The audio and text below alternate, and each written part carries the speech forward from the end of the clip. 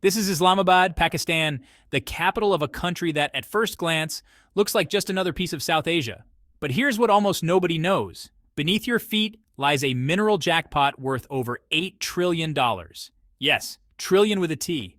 That's actually more than the combined GDP of Germany and Japan, enough to wipe out Pakistan's debt 10 times over. And it gets crazier. This treasure is spread across an area almost twice the size of the United Kingdom, yet most of it remains untouched. We're talking copper, gold, lithium, and rare earth minerals. These aren't just shiny rocks, they're the backbone of everything powering the modern world. Electric cars, smartphones, AI chips, solar panels, and even next-generation weapons.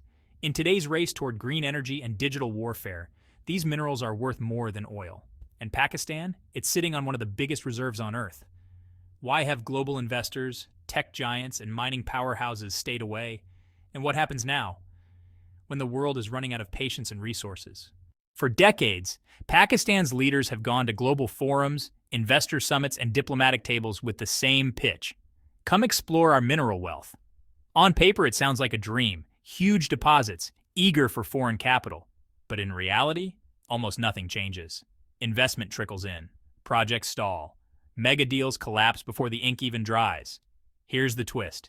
80% of Pakistan's known mineral reserves are in just two provinces, Balochistan and Khyber Pakhtunkhwa. And these aren't vague estimates. Look at Reko Diq, one of the largest untapped copper and gold deposits on the planet. 22 million tons of copper, 13 million ounces of gold, just sitting there. If developed, Pakistan could break into the world's top 5 copper producers. So why do international players hesitate? Why do mining giants enter, explore, and then back out? To understand why Pakistan's mineral wealth is buried, you need to understand where it's buried. Take Balochistan, Pakistan's biggest province. It's not just remote, it's unstable. For decades, the region has faced a low-intensity insurgency, driven by separatist groups like the Balochistan Liberation Army, or BLA. Their message? Foreign companies, stay out. These resources belong to us, not Islamabad and not outsiders. And they back that message with violence.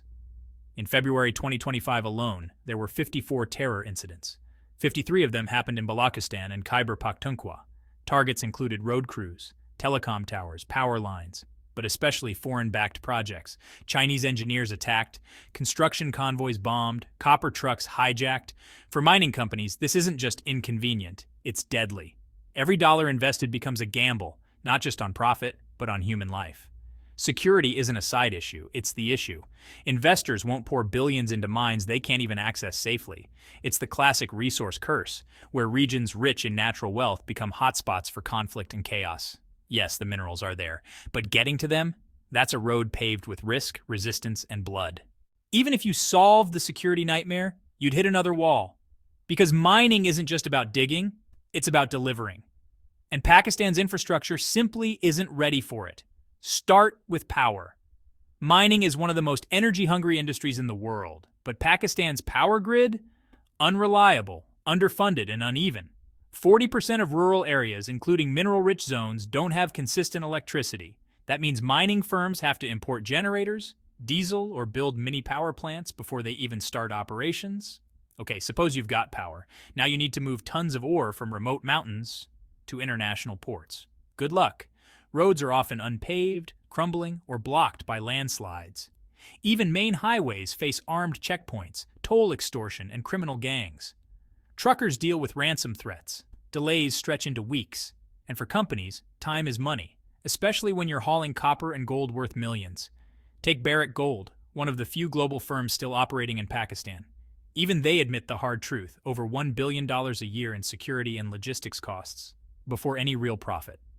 So even if a mining firm has the courage, the capital, and political support, the basic systems to extract and ship minerals are either broken or missing entirely. And 3,000 miles away, another storm is brewing. Not in Pakistan, but in Washington, D.C. The Pentagon has a problem.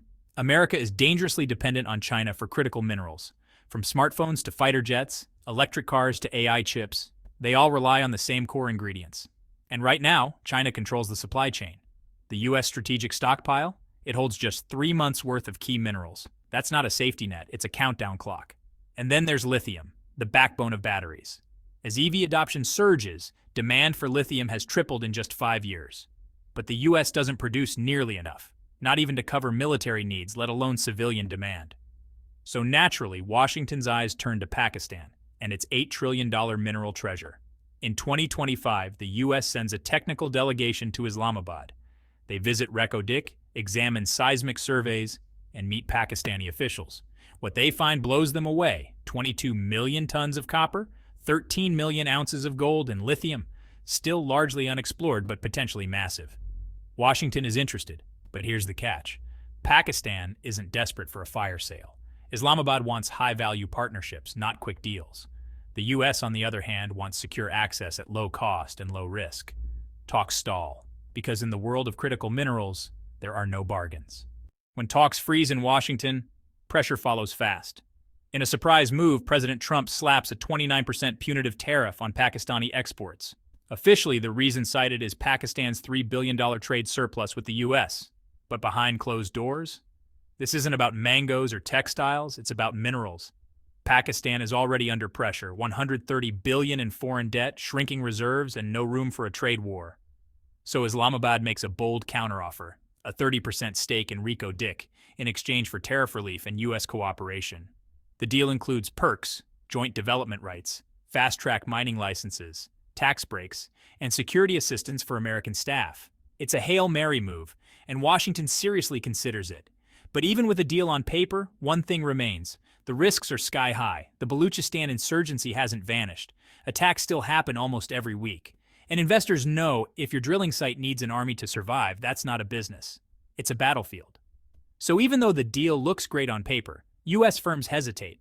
They want the minerals, but not the martyrs. And even if the US signs the deal, even if the mines start producing, there's one last twist. The minerals still have to leave Pakistan. The main export route, Gwadar Port, built by China, financed by Beijing's Belt and Road Initiative, and leased to Chinese control until 2068. That's right, America could dig up the minerals, but to ship them out, it still has to go through China's front door, and it doesn't stop there. Once the minerals leave Pakistan, they need to be processed, refined, before becoming useful in electric vehicles, electronics, or defense systems. Here's the problem: 44% of global copper smelting, controlled by China. Rare earth processing, over 80% in Chinese hands. Even if the United States ships raw ore back home, it doesn't have the infrastructure to refine it cost-effectively. America tried once at Mountain Pass, California, but the rare earths had high impurities and the refining tech lagged far behind China. Here's the hard truth. The United States can dig, but it can't finish the job without China. It's like owning a gold mine, but the only person with a furnace is your biggest rival. For America, Pakistan was supposed to be an escape hatch, a way out of mineral dependency on China. Instead, it's starting to look like just another link in the same chain. On one side, the United States, desperate to secure minerals that power its future phones, fighter jets, electric cars, but trapped in a geopolitical maze that always leads back to Beijing. On the other side, Pakistan, sitting on trillions in mineral wealth that could wipe out debt, create jobs, and transform its economy. But torn between violent unrest, fragile infrastructure, and now a tug-of-war between global powers, the United States deal could bring billions in revenue and strategic leverage. But at what price? A long-term footprint in an unstable region, and minerals that still pass through Chinese ports, plants, and politics. And for Pakistan? Its future hangs on one question: will it control its resources, or just become a middleman in a superpower showdown?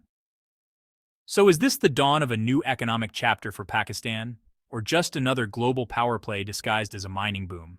If you found this analysis insightful, hit that subscribe button and turn on notifications. Because the battle for minerals isn't just a business story, it's the next global battleground.